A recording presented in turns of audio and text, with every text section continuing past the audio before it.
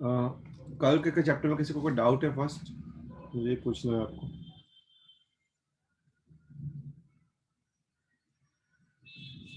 Yes, anyone has a doubt in the yesterday's chapter? आपने go through किया होगा, revise किया होगा, और कोई डाउट आया हो?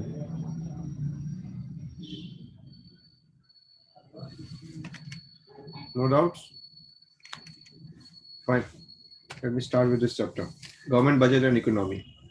ये चैप्टर के अंदर हम देखेंगे गवर्नमेंट बजट क्या होता है, components of government budget, budget receipts क्या है, बजट एक्सपेंडिचर क्या है, and afterwards at last we will understand balance budget, surplus budget, deficit budget.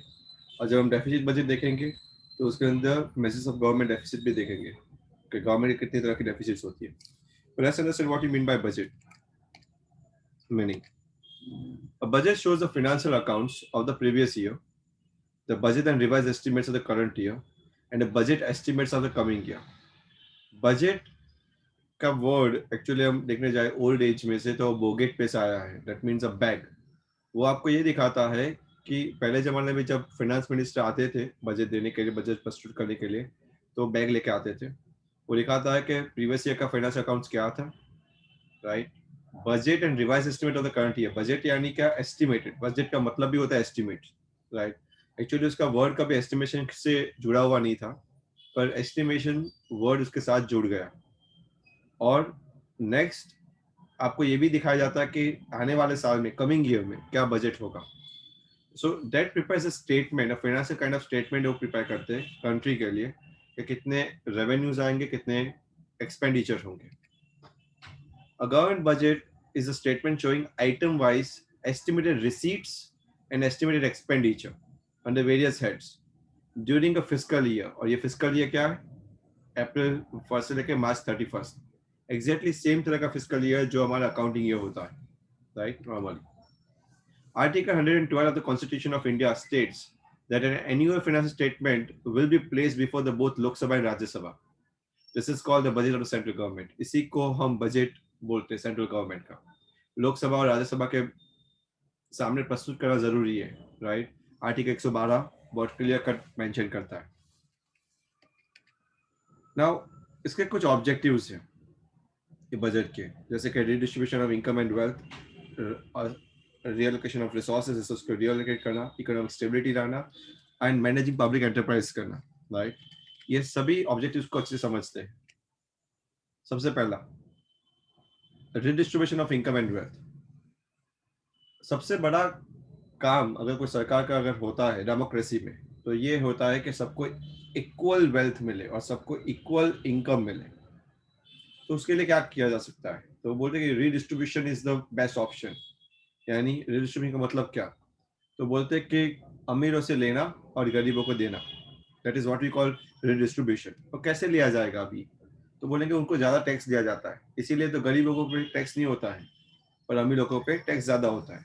तो this is called redistribution of income and wealth. तो physical tools जैसे कि taxation है या सब्सिडीज, राइट, ये फिजिकल टूल्स है। फिजिकल यानी गवर्नमेंट का। सो टैक्सेशन के द्वारा क्या करेंगे वो लोग? ज्यादा रिसीट्स लेंगे, किससे? जो लोग ज्यादा कमा रहे हैं इकोनॉमी में। और सब्सिडीज के द्वारा क्या करेंगे? वो उन लोगों को देंगे जिनके पास नहीं है, right. So definitely this are physical tools. So they take the money from the government, they give it them back to the people। and transfer payments यानी डायरेक्ट गिफ्ट के तौर पे या डायरेक्ट ट्रांसफर के तौर पे पैसा दिया जाता है, जिससे सोशल जस्टिस आए, जैसे actually distribution of income and wealth हो पूरी इकोनॉमी में, लोगों को पैसा मिल जाए properly, right, and social justice आए, सामाजिक न्याय सबको मिले। ये सबसे बड़ा कर्तव्य है सरकार का। सेकंड है रीएलोकेशन ऑफ रिसोर्सेज। सरकार का काम यही नहीं है कि सिर्फ अमीरों से पैसा लेना, गरीबों को बांट देना, पर उसका सेकंड मेन काम ये भी है कि सबको इक्वल अपॉर्चुनिटी देना, राइट। अपॉर्चुनिटी कैसे दिया जा सकता है? तो बोलते जो रिसोर्सेज जो सिर्फ कुछ लोगों के हाथ में है, उसको रीएलोकेट कीजिए। रीएलोकेट यानी वापस उसको डिस्ट्रीब्यूट कीजिए properly. To meet a social and economic objectives, यानी सबकी सामाजिक जरूरत है या फिर आर्थिक जरूरत जो भी है उसको पूरा करो। Private firms do not find it profitable to produce public goods. ऐसा हो सकता है कि प्राइवेट लोग ब्रिज नहीं बनाएंगे, नेशनल डिफेंस के लिए वो खर्चा नहीं करेंगे, या फिर पार्क नहीं बनाएंगे, वो कभी करते भी नहीं है, राइट। अमेरिका की बात अलग है, वहां पे डिफेंस प्राइवेट सेक्टर के हाथ में है, पर वहां पे होता क्या है, बाद में गन्स आते हैं लोगों के हाथ में, राइट। अगर प्राइवेट लोग गन्स बनाना चालू कर दिए तो वो लोगों को जब वॉर नहीं होगा तो भी क्या करेंगे, मार्केट में गन्स बेचेंगे लोगों को, पब्लिक को, तभी तो उनका धंधा प्रॉफिटेबल होगा, राइट। तो नेशनल डिफेंस वो सब चीज ऐसी है जो प्राइवेट फर्म्स कभी भी उस पर हाथ लगाने की कोशिश नहीं करता है। इसमें गवर्नमेंट को ही इंतजाम करना पड़ता है, यानी गवर्नमेंट को ही इंटरफियर करना पड़ता है बेसिकली। तो प्राइवेट फर्म्स जो नहीं कर सकती, वो गवर्नमेंट उसको रीअलोकेट करेगी, राइट, रिसोर्सेज को। Government reallocates resources and produces this goods, जिससे सामाजिक यानी कि सोशल बेनिफिट्स मैक्सिमम मिले लोगों को। समझ में आ रहा है?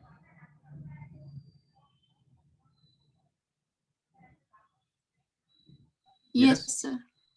ओके। नेक्स्ट है इकोनॉमिक स्टेबिलिटी, आर्थिक सदृढ़ता, स्टेबिलिटी लानी भी जरूरी है।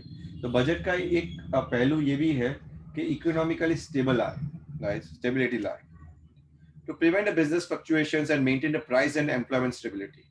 बिजनेस में जो उतार चढ़ाव आते हैं उसको प्रिवेंट करा जाए, फ्लक्चुएशंस ना आए, और प्राइस और एम्प्लॉयमेंट स्टेबिलिटी आए, यानी जो भाव जो दिया है, राइट, मार्केट में, वो बहुत बढ़ ना जाए कोई भी चीजों का। अगर मार्केट में प्राइस राइज होता है, इन्फ्लेशन होता है, महंगाई होती है, तो लोगों को पसंद नहीं आता, राइट। तो उसकी भी स्टेबिलिटी आनी बहुत जरूरी है, प्राइस बहुत ज्यादा फ्लक्चुएट ना करे। साथों साथ एम्प्लॉयमेंट, जो रोजगारी लोगों को मिल रही है, उसमें भी ऐसा ना हो जाए कि कभी रोजगारी है कभी नहीं है, नहीं, उसमें भी स्टेबिलिटी आनी चाहिए। तो ये सब इकोनॉमिक स्टेबिलिटी लाने के लिए भी सरकार क्या करती है, नई पॉलिसी मेजर्स लेती है। वो बोलती है हर एक ऑर्गेनाइज सेक्टर के अंदर कि प्रॉपर एम्प्लॉयमेंट दिया जाए, प्रॉपर टर्म ऑफ एम्प्लॉयमेंट दिया जाए, उनको प्रॉपर वेतन पगार दिया जाए मिनिमम। तो ये सब इकोनॉमिक स्टेबिलिटी के ही कार्यकाल, ये सब बजट में शामिल होता है। Again it stimulates to invest and increase the rate of growth and development. वो इन्वेस्ट करने की कोशिश करेंगे और rate of growth and development को इंक्रीज करने की भी कोशिश करेंगे। ये भी इकोनॉमिक स्टेबिलिटी का एक पहलू है। Point number 4, the last but not the least, ये है मैनेजिंग द पब्लिक एंटरप्राइजेस। सरकार अपनी कंपनियां चलाती है, अपने पब्लिक कंपनी चलाती है, जो आप लास्ट ईयर पढ़ चुके हो आई थिंक बीएसटी में, राइट, कि प्राइवेट कंपनी और पब्लिक कंपनी, पब्लिक कंपनी में डिपार्टमेंट अंडरटेकिंग होते हैं, पब्लिक एंटरप्राइजेस होते हैं। तो वो पब्लिक एंटरप्राइजेस को चलाने के लिए सरकार ही पैसा देती है और सरकार ही उससे पैसा वसूलती है। तो बजट में भी उसका शामिल होना जरूरी है, क्योंकि वहीं से उनकी रेवेन्यू आती है और वहीं पे से उनका खर्चा होता है। So public sector enterprises are encouraged in the areas of national monopolies, right? National monopolies are the railways है, post offices है, ये सब national monopolies है, जैसे water lines है, railways etc. But there are advantages if a single firm produces good, right? क्योंकि अगर water को, आपके घर में जो पानी आता है, वो पानी अगर लेट्स से कोई और दे देगा, तो यानी कोई प्राइवेट फर्म कल उठ के बोलेगा कि मैं आपको इतने भाव में पानी बेचूंगा, आपको चलेगा क्या?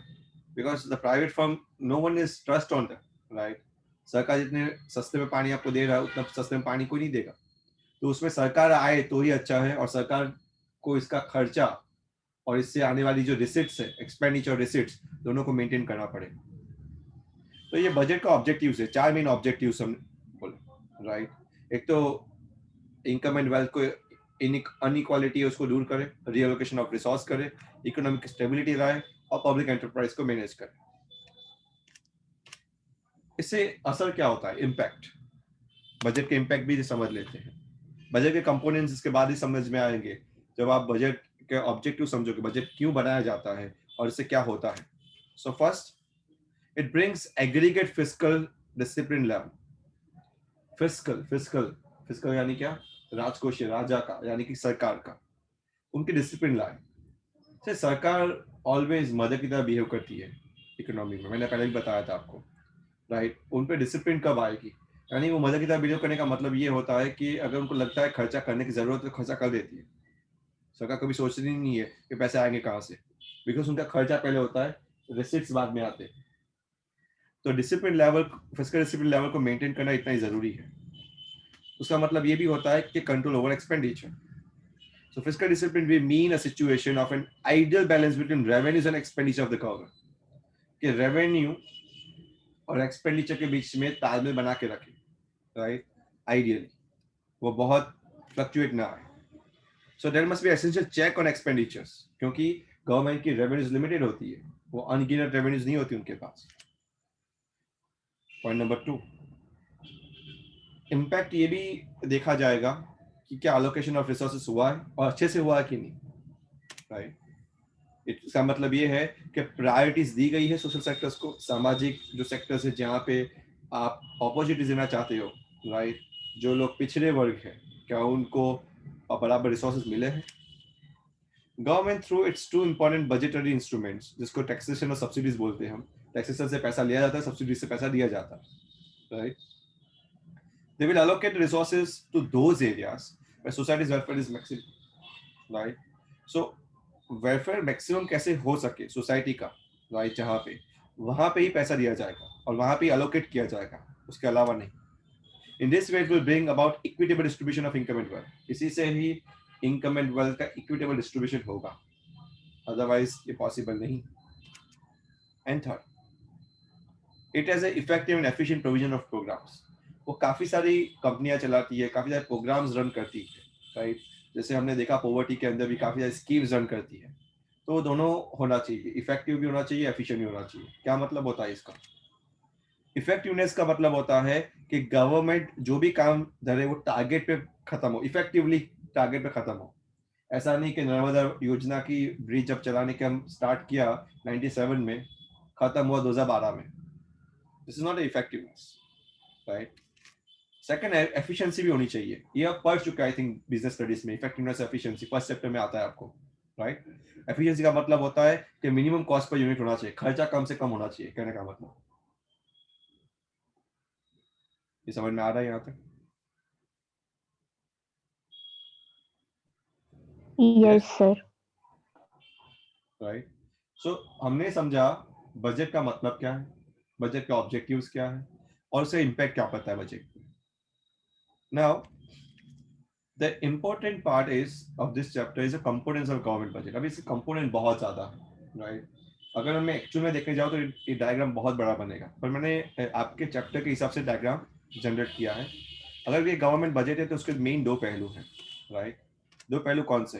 तो बोलते थे कि budgetary receipts and budgetary expenditure, ये दो मेन पहलू.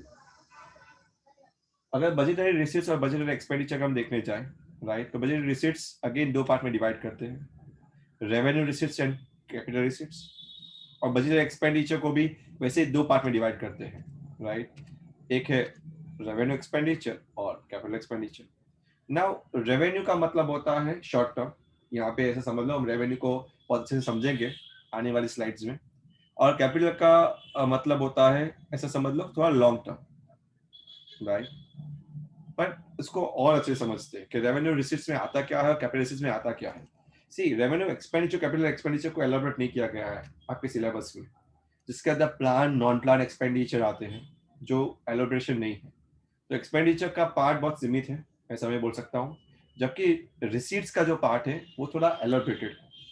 तो रेवेन्यू रिसीट्स को फर्दर दो पार्ट में डिवाइड किया जाता है, जिसको हम टैक्स रेवेन्यू और नॉन टैक्स रेवेन्यू बोलते हैं, राइट?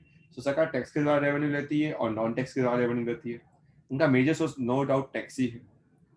अब ये टैक्स को भी फर्दर दो पार्ट में डिवाइड किया गया है. उसमें डायरेक्ट टैक्स लिया जाता है, इनडायरेक्ट टैक्स लिया जाता है, राइट? और नॉन टैक्स है उसको भी फर्दर दो पार्ट में डिवाइड किया गया है. उसको बोलते हैं कमर्शियल नॉन टैक्स रेवेन्यू और एडमिनिस्ट्रेटिव रेवेन्यू. अभी डायरेक्ट क्या है, इनडायरेक्ट क्या है, वो हम समझेंगे. नॉन टैक्स में भी कमर्शियल क्या है, एडमिनिस्ट्रेटिव क्या है, वो समझेंगे. कैपिटल जो रिसिट्स है उसको फर्दर तीन पार्ट में डिवाइड किया गया है, राइट? उसको बोलते हैं recoveries of loan, borrowings and other liabilities and other receipts.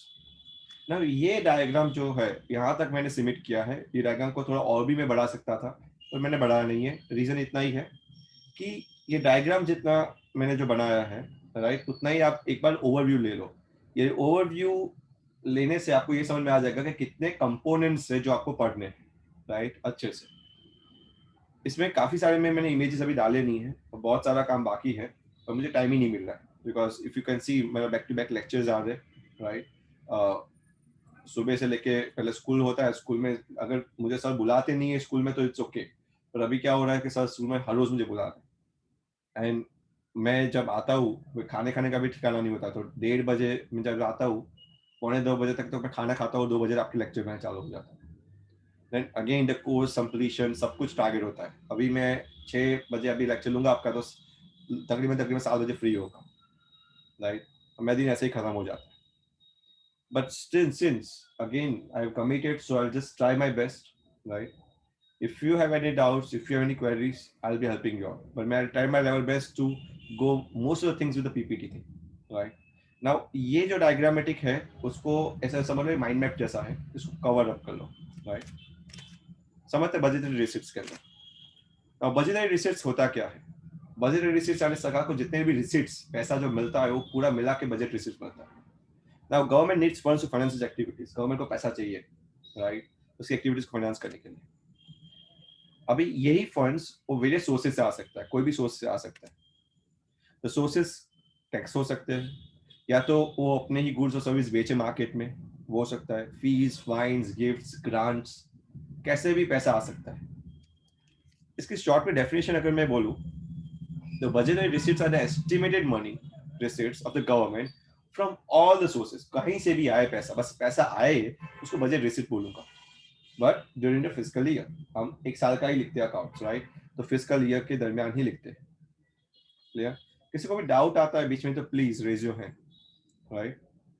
तो मुझे भी समझ में आया कि आपके डाउट्स में सॉल्व कर सकता हूँ। So budget receipts are the estimated money receipts, estimated जितना आने वाला, because it's a budget, so it's estimated from all the sources of the, right. कोई भी सोर्सेज ले लो, फीस ले लो, फाइन ले लो, या फिर वो अपनी गुड्स में से बेच के, तो कहीं से भी पैसा आता है वो रिसिप्ट्स आ जाएगा। नाउ उसके कंपोनेंट्स पे हम जाते हैं। The main components of the government revenue are divided into two main categories. यानी रिसिप्ट्स की अगर जब मैं बात करूं, तो गवर्नमेंट रिसिप्ट्स की अगर जब मैं बात करूं तो दो कैटेगरी में डिवाइडेड है। एक तो है रेवेन्यू रिसिप्ट्स और दूसरा है कैपिटल रिसिप्ट्स। रेवेन्यू रिसिप्ट्स क्या है, कैपिटल रिसिप्ट्स क्या है, हम समझते हैं आगे।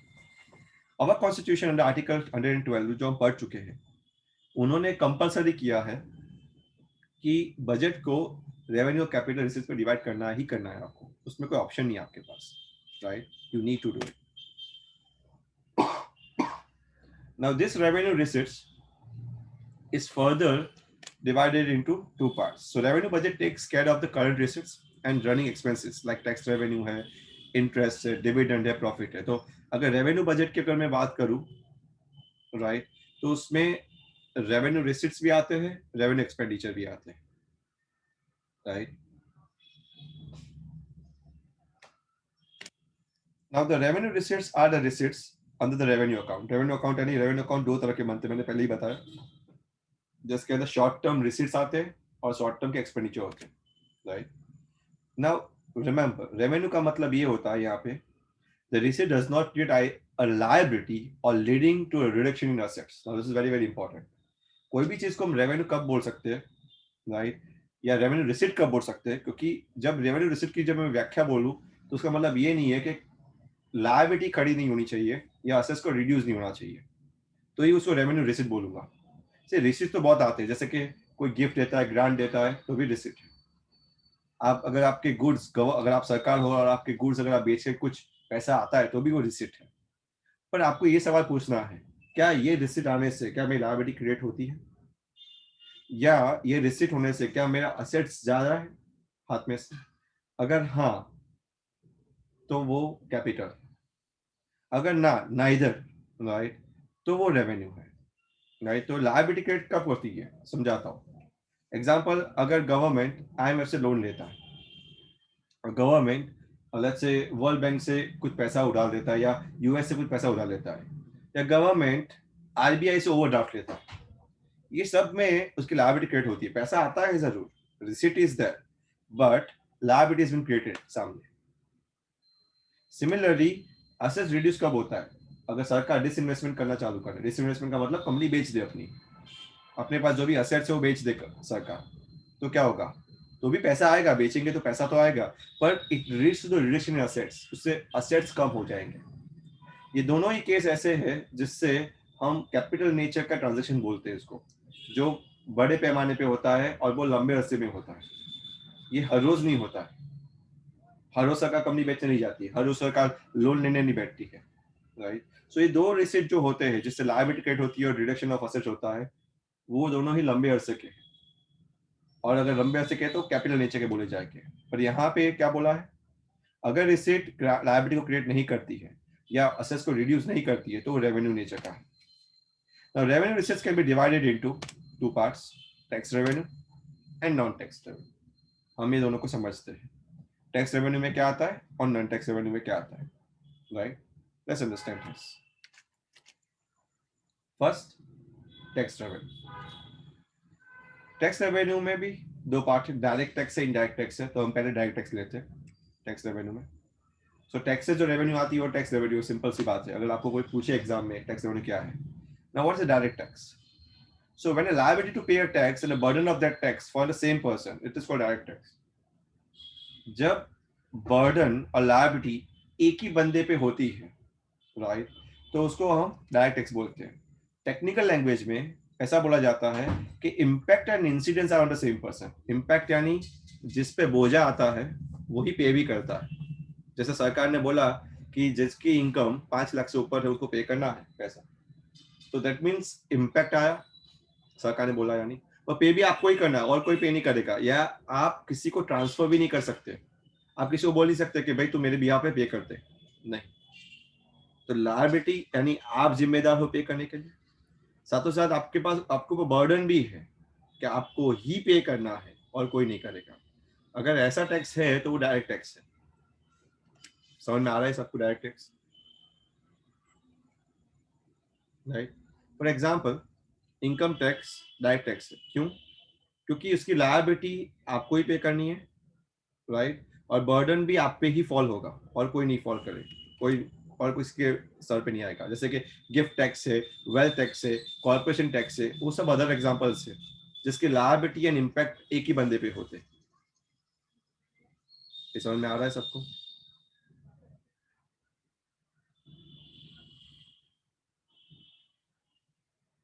Yes, Yes, sir. Yes, sir. Okay. Now there are indirect taxes. Indirect taxes में क्या होता है, they are levied on goods and services, but यहाँ पे एक से समझनी है कि इनडायरेक्ट टैक्स में इम्पैक्ट और इंसिडेंस ऑन डिफरेंट पर्सन, यानी एक पे बोझा आता है, पे कोई और करता है। एग्जाम्पल देता हूं, अगर आप गुड्स बाय करने जाओगे, राइट, आप गुड्स पे टैक्स भरते हो। आप बोलोगे कि सर पता नहीं भरते भी है या नहीं, पर आप भरते हो, क्यों? क्योंकि उसमें एमआरपी लिखा है, राइट, मैक्सिमम रिटेल प्राइस, और बाद में ब्रैकेट में लिखा होता है इंक्लूसिव ऑफ ऑल टैक्सेस। तो कहने का मतलब, जब प्रोड्यूसर जो बनाता था, जब गुड्स बनाया, फॉर एग्जाम्पल पार्ले जी आपने लिया, वो पार्ले जी उसने बनाया, तो उसने तो पे कर दिया होगा टैक्स, यानी इस पर इम्पैक्ट आया। पर बाद में उसने क्या किया, वो टैक्स पे करने के बाद गवर्नमेंट को उसका बोझा किसको दे दिया? आपको ट्रांसफर किया, राइट। उसने भले ही बनाया होगा, फॉर एग्जाम्पल अगर 10 रुपए का पार्ले जी आप लेते हो, उसने मे भी बनाया होगा 4 रुपए में, उसने उस पर टैक्स डाला 2.5 रुपए का, 6.5 रुपए की उसकी लागत है, राइट। और समझ लो कि उस पर हर एक पैकेट के ऊपर ट्रांसपोर्टेशन कॉस्ट लगता है 50 पैसा, 7 रुपए की टोटल लागत है उसकी, राइट। वो आपसे 3 रुपया वसूलता है प्रॉफिट के नाम पे, तो उसके टैक्स तो आ गया ना। 10 रुपये आपसे वसूले तो टैक्स भी ले ही लिया ना उसने। तो कहने का मतलब टैक्स भर तो दिया उसने, पर ट्रांसफर आपको किया। इसका मतलब ये होता है that impact and incidence on different persons. Impact आया था पार्ले जी की फैक्ट्री के ओनर के ऊपर जो पार्ले जी बनाता था, पर इंसिडेंस किसके ऊपर आया? आप पे आया। अल्टीमेटली टैक्स का भुगतान कौन कर रहा है? आप कर रहे हो, हम कर रहे हैं, कंज्यूमर्स कर रहा है, right. For example sales tax है, वो इनडायरेक्ट टैक्स है, क्यों? क्योंकि liability to pay sales tax is shopkeeper, right, but he shifts a burden to the customers. उसकी लायबिलिटी आती है शॉपकीपर के ऊपर, पर वो क्या करता है, वो अपना भी मार्कअप चढ़ा के कस्टमर को बेचता है, राइट। वैसे काफी और एग्जांपल्स है, एंटरटेनमेंट टैक्स है, राइट, टैक्स ऑन सर्विसेज है, एक्साइज ड्यूटी है, ये सब अदर एग्जांपल्स है। समझ में आ रहा है indirect taxes?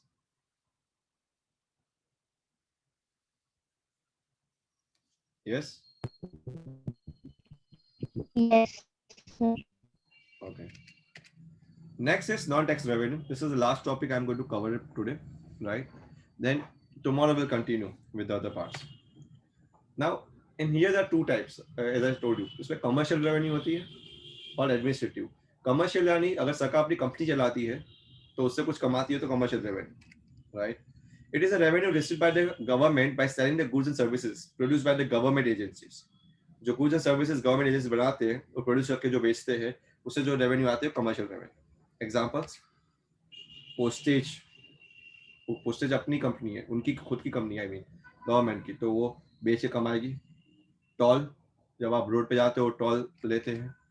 Interest and funds borrowed from the government credit corporations, right? ये सब कमर्शियल रेवेन्यू. इवन उनकी company, it also includes interest and dividend on investment made by the government. अगर वो कहीं पे इन्वेस्टमेंट करते हैं तो उससे अगर इंटरेस्ट और डिविडेंड मिलता है तो उससे भी उनको कुछ रेवेन्यू मिलती है. तो ये सब कोई रेवेन्यू जो है वो कमर्शियल नेचर की revenue, right? These are all commercial revenues.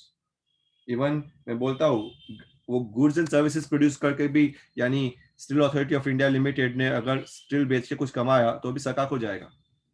ONGC ने गैस बेच के कुछ कमाया तो भी वो सरकार को जाएगा. तो वो पार्ट भी सरकार के पार्टी है, राइट? ये सब कमर्शियल में आता है.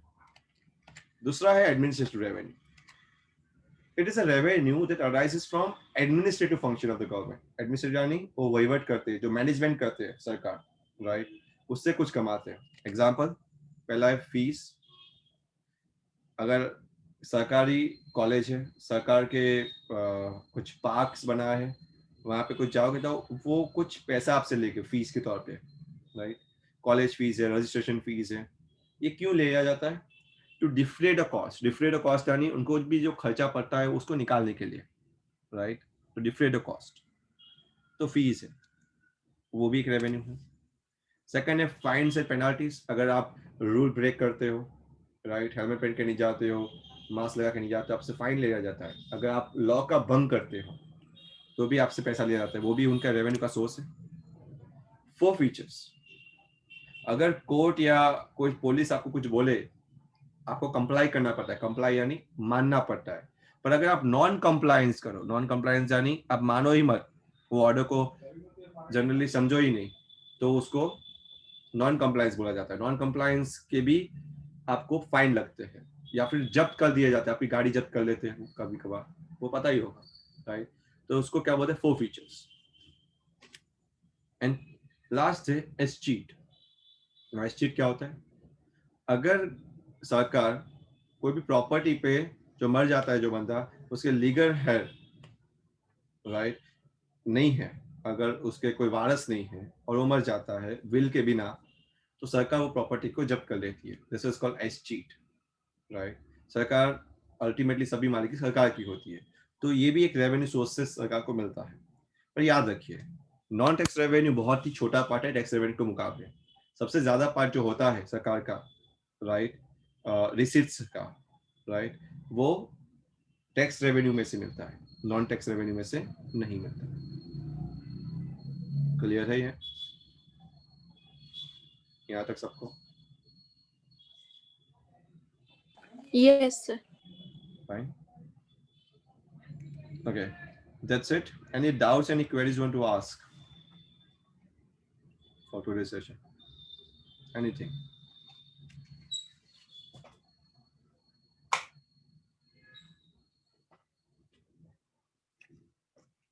Yes.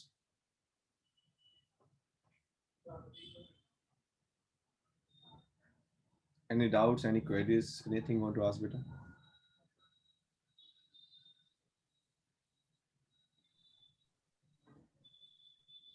Yes, Justy? No, sir. No doubts. Arshil?